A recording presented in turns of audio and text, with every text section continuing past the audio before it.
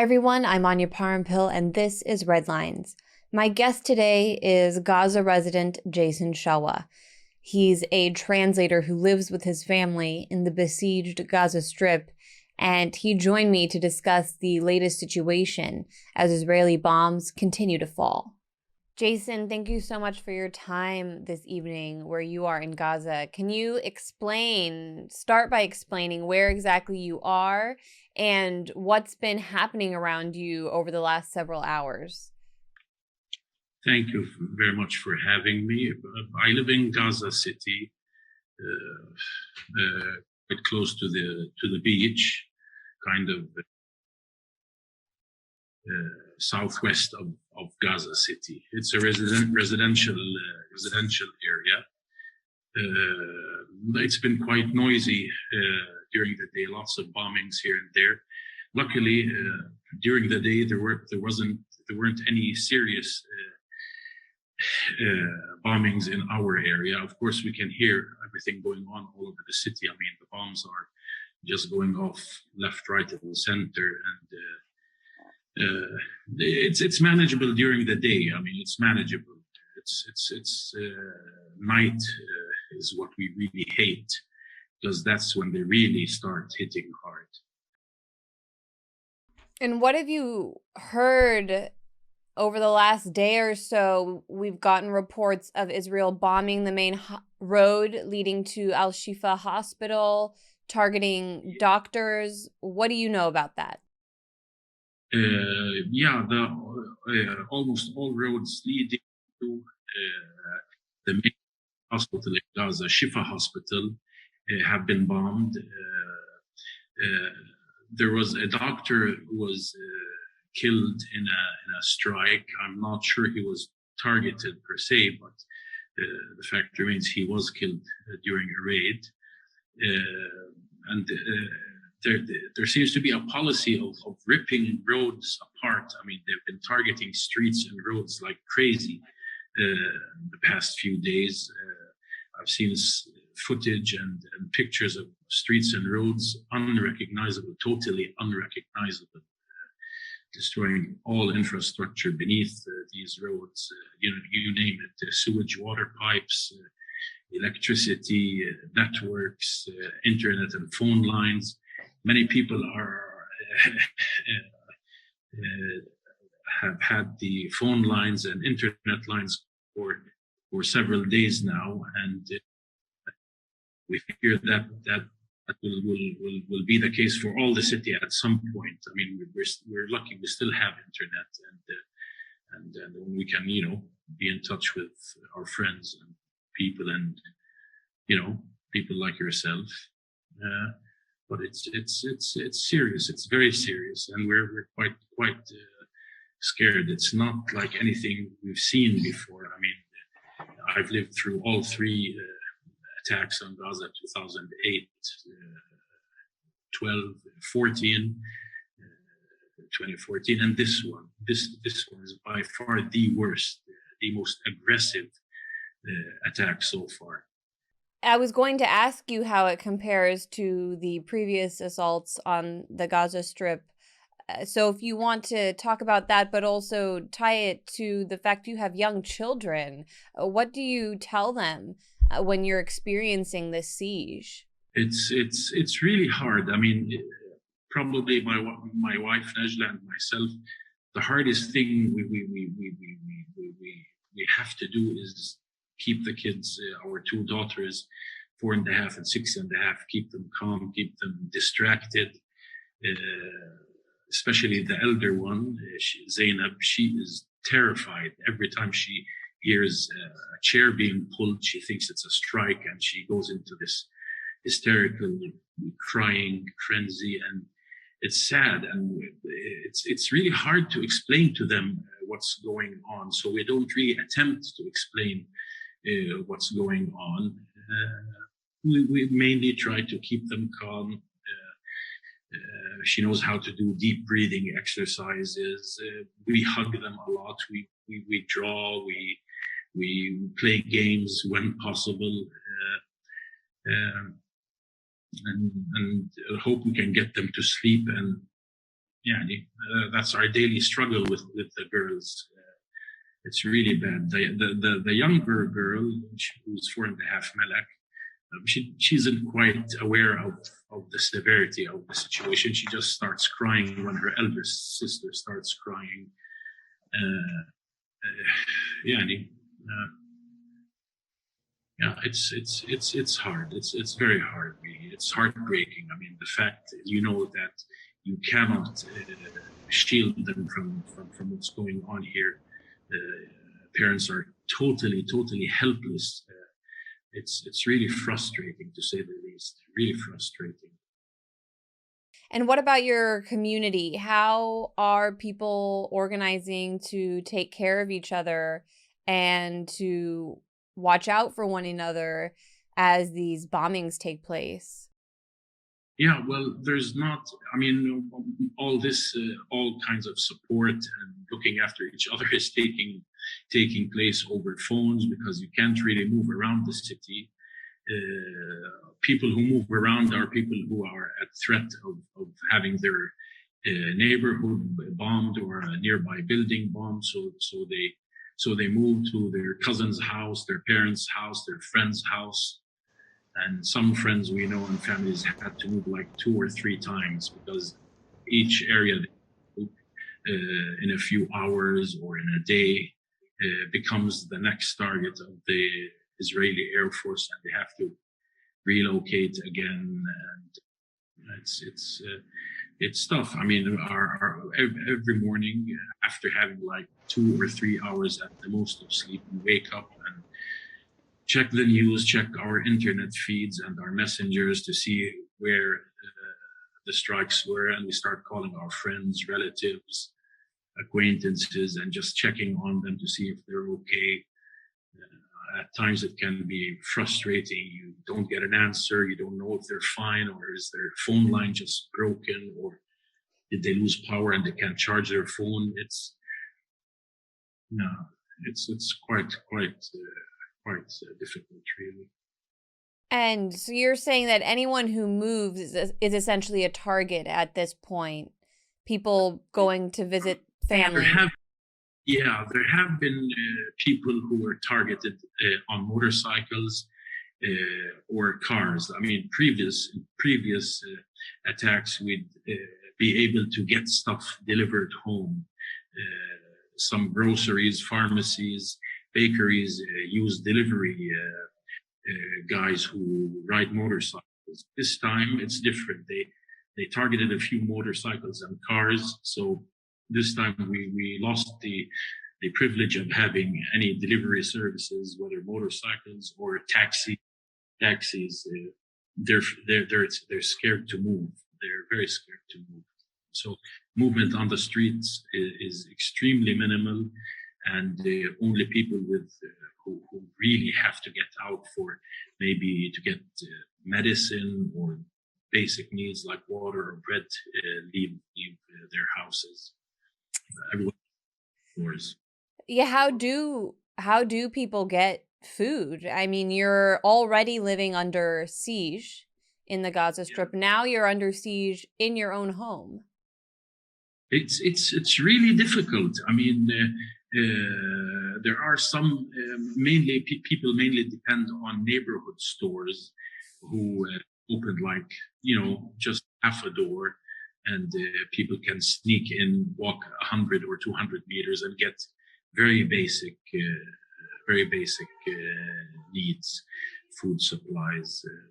Water is also an issue. Many houses now don't have water or electricity, haven't had that for several days. Sewage is also another problem. All these bombings are destroying sewage pipes. So some people, I know a friend of ours, had to leave their house because they have no sewage. His house was undamaged. The street was bombed, and all sewage networks were destroyed. And you have to go to the toilet, and they can't. There's nowhere for it to go. So they had to relocate to their parents' houses. And stuff like that. And what was the situation like for you and other people in Gaza before this latest assault began? I was in Gaza in 2018 and I saw the electricity cuts, the struggle of daily life people were going through. I'm wondering, how has that changed? What was the latest humanitarian situation before the bombs started falling? Well, it's been quite difficult for the past several years. I mean, the entire strip is under blockade. All border crossings are closed, controlled by Israel or Egypt on the other side. Every single solitary item that enters the Gaza Strip has to be approved by Israel. That they have a long list of things that aren't allowed in for silly reasons, really. And they basically control everything. I mean, there was a time a few years back when they banned the entry of toilet paper. I mean, they do. We feel that they're toying with us sometimes, and they just do things to irritate you.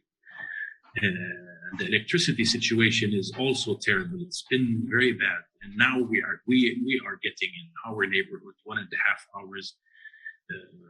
Today we had only 1 hour of electricity in the past 24 hours. The only power plant in Gaza is about to shut down any minute, they announced, because they're running out of fuel to run the generators, and that's a major concern, because I mean, electricity in a place where most people live in tall buildings and high rises need electricity to pump water up to the upper floors, to the water tanks on the roofs, and they're unable to do that now because there is no electricity most of the time. And the funny thing is, some people get electricity and then the water is cut. It's not there for it to be pumped up. It's really, I mean, in the good days, we used to get 8 hours of electricity a day, 8 on, 8 off. That's how it's been for the past few years. The electricity is a major. Hospitals also suffer with this thing. I mean, hospitals need electricity for their ICUs, for you name it, all sorts of medical equipment that run on electricity. And they really struggle with it. It's a major struggle, and they are struggling now, we understand. Yeah, especially now that the roads to the hospitals, again, especially the ones leading to Al Shifa, have been attacked. The Israelis targeting those fairways. Jason, I want to ask you what the people of Gaza, how do you judge they feel about the resistance this time around? Because it has been quite remarkable to watch from the United States and see that for the first time, Israel is getting hit in a way that it really hasn't before. So what is the feeling of people in Gaza to that reality? Yes, well, I mean, the resistance, mainly Hamas, of course, when you talk about serious resistance, they have their supporters, and on the other hand, they have people who do not like them at all, and those have been a growing number in the past few years. But at times like these, people forget all those issues and galvanize behind Hamas. Morally, of course, I'm talking support, because they feel they're the only ones who can fight for them. I mean, we've been pounded by Israel like crazy, and nobody is trying to intervene or stop this thing. The only thing Hamas is hurting Israel, and people want that right now. They want Israelis to feel what we are feeling, so they do support them. I can't say all of them, but a large number of people do stand by the resistance, especially in these times. Even considering that this initial round of hostility came as a result of Israel's treatment of Palestinians inside what it considers Israel and in the West Bank, but specifically in Sheikh Jarrah, in Jerusalem. So Hamas actually standing up for Palestinians there. Exactly. That's it. And for Palestinians also living within Israel, who have also been suffering grave injustices throughout the years, treated like third-class citizens. For all these reasons, people do feel they want to support them right now. They're the only entity or power that is doing something or trying to do something, trying to hurt the enemy, if you can say that. And what do you make of the response of the international community at this point? I honestly don't know what to say, to that. I've been asked that question earlier. I honestly don't know what to say. What response? There is no response. We hear about Joe Biden calling Netanyahu and calling the Palestinian president Abbas and asking him to get things under control. Everybody knows that Abbas has no control whatsoever over his own compound he works out of, let alone Ramallah or Gaza or Jerusalem. And people just joke about it. If the international community, especially the US, wants to end it, they have to get on the phone, or President Biden has to get on the phone, call Netanyahu. He can end it with one phone call if he has the will to do so. But nobody seems to have the will to do it right now, which I find amazing. What's going on here is being played out on TVs, social media, all over the world. They are seeing what's going on.